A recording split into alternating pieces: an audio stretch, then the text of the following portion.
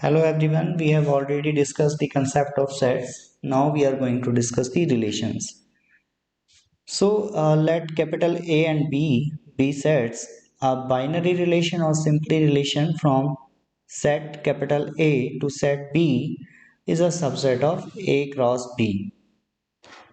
So suppose R is a relation from A to B, set A to set B, then R is a set of ordered pairs where each first element comes from A and each second element comes from set B. That is, for each pair, small a belongs to set capital A and small b element belong to set capital B. Exactly one of the following is true.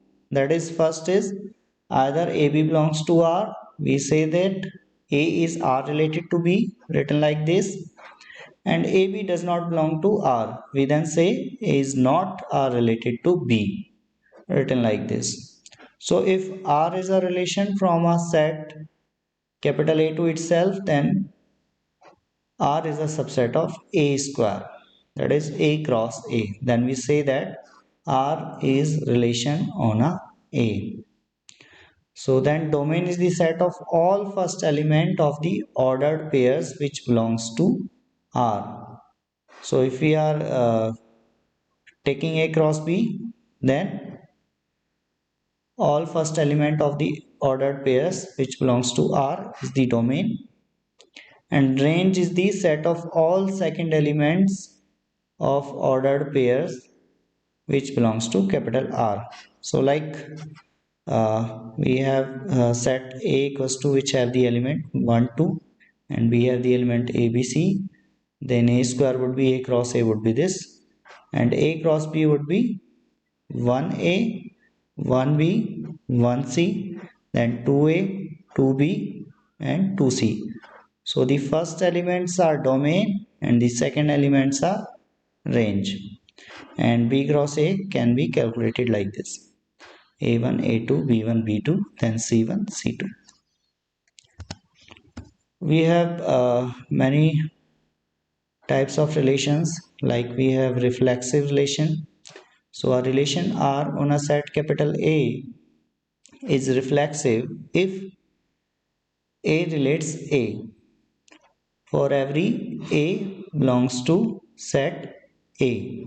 That is, if ordered pair A comma A belongs to R for every A belongs to set A. So thus R is not reflexive if there exists an element A which belongs to A such that the ordered pair A comma A does not belongs to R. So let's consider the examples. We have the set ABC, then suppose we have the relation R1 which is phi, which is a empty relation. So for reflexive relation we have the condition that every element which belongs to set A, there should be a pair, or there should be a ordered pair like A comma A which belongs to R. So in the phi set we does not have A comma B comma C. So that's why phi is not a reflexive relation for this set. Then R2 is a cross A, that is the universal relation. So A cross A will have the all possible ordered pairs. So we can calculate A cross A like this: ABC multiplying A to A cross, then AA, AB, AC, then BA, BB, BC, then CA, CB, and CC. So these would be the pairs. Then so R2 is reflexive relation because we have all the ordered pairs. Then R3 is AABBCC. So because we have the all the diagonal elements here, so which is a smallest reflexive relation, also R3 is a smallest reflexive relation for this set ABC. So R3 is reflexive. Then R4 is ABBA AA BB. So but we does not have here CC. So that's why R4 is not reflexive.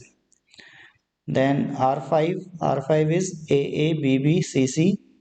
We have all ordered pairs like A comma A belongs to R. So that's why R5 is reflexive. Then R6 AB, BC, AC. So we does not have AA, BB, CC. That's why R6 is not reflexive. Then we have irreflexive relation. So a relation R on a set capital A is reflexive if A and A does not belongs to R for every A belongs to capital A. So thus R is not a reflexive if there exists at least one element A which belongs to set A such that A comma A belongs to R. So our relation R on a set A is irreflexive if ordered pair A comma A does not belongs to R for every A belongs to capital A. So here we have set ABC and we have the empty set R1.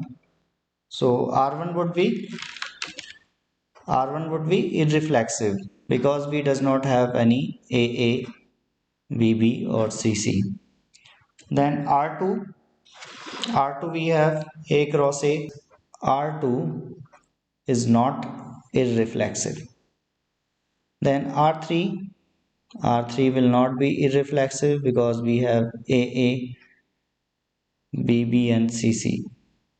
Then R4 is not irreflexive because we have AA, BB. Then R5 is also not irreflexive because we have AA, BB and CC. Then R6, so R6, for the R6 we have AB, okay, fine, then BC, fine, then CA, fine. So R6 is irreflexive relation. So largest irreflexive relation would be after subtracting the diagonal elements from the A cross A. Then we have symmetric relation. So our relation R on a set capital A is symmetric if whenever A relates to B, then B relates to A. If A are related to B, then there should be B are related to A. That is, if whenever AB belongs to R, then there should be BA belongs to R.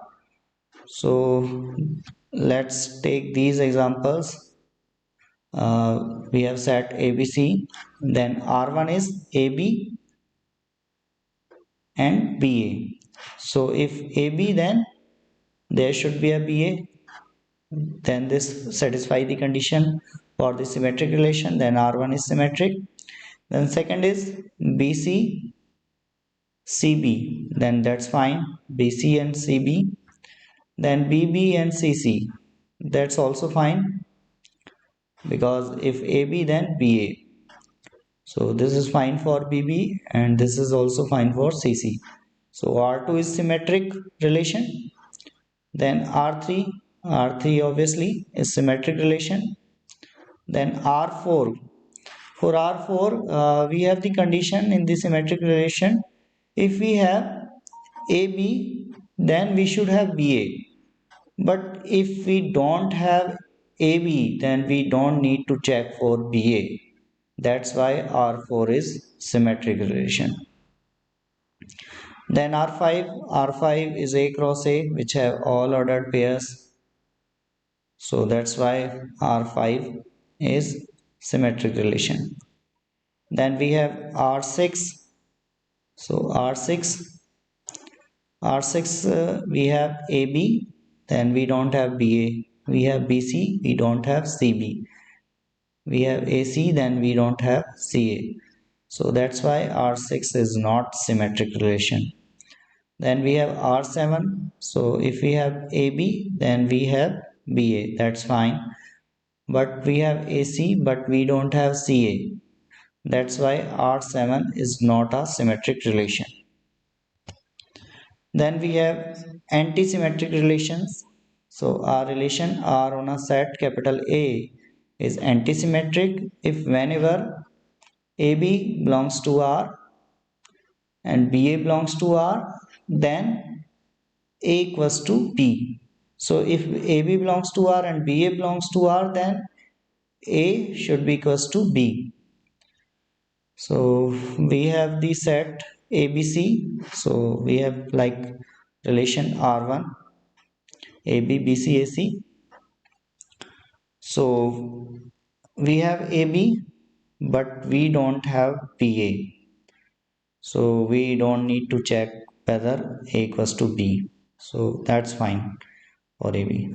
Now we have BC, but we don't have CB, because in the definition, if whenever AB belongs to R and BA belongs to R, then A equals to B.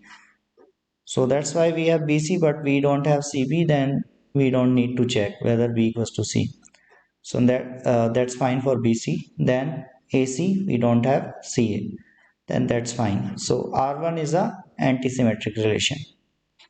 Then R2, we have AB, but we don't have BA. So that's fine. Then we don't need to check whether A equals to B. Then AA, that's fine according to the condition for antisymmetric relation. AB then BA, then A equals to B. So A equals to A. Then B equals to B, that's fine. So R2 is antisymmetric relation. Then R3, that's fine for A, fine for BB and CC. So R3 is antisymmetric relation. Then R4, we have AB and we have BA also, but A is not equals to B. So that's why R4 is not antisymmetric relation. Then we have R5.